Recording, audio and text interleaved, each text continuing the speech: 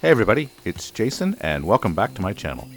This is part 4 in my series of videos outlining the rebuilding of this 1987 Honda XL600r. The first 3 videos outline the disassembly of the engine and of the frame to find out what parts are going to be needed in order to put this bike back together and be a good runner. I'm not trying to make it perfect, but I'm trying to make a nice bike out of the parts I have. I have several parts down in my basement from different bike projects I've had over the years, and I've been able to pretty much find everything I need to this point, except of course for gaskets and rubber parts. Today we're going to continue disassembling the little bits and pieces that I took off the frame and start to clean them up and paint them.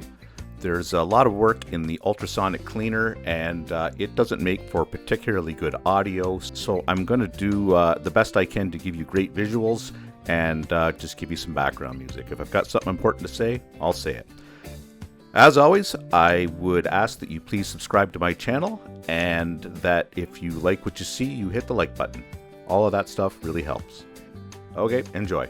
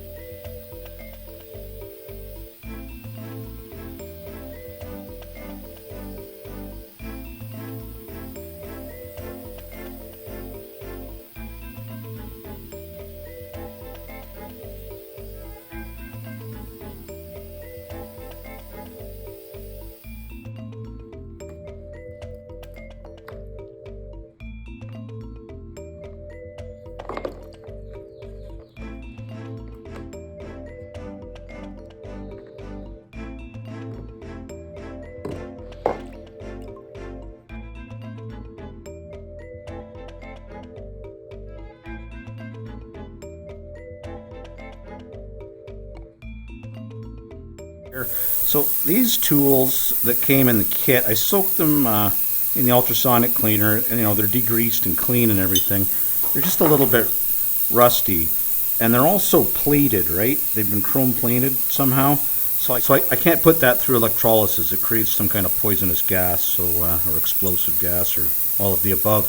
So I'm going to put them into Evaporust, which is probably my next favorite way to do this. It is some kind of a crazy miracle rust remover. It cleates it, whatever that means. I'll have to look it up maybe. And it just takes a while, so I'll have to let these sit for like a day, and then all of this rust will just rub right off.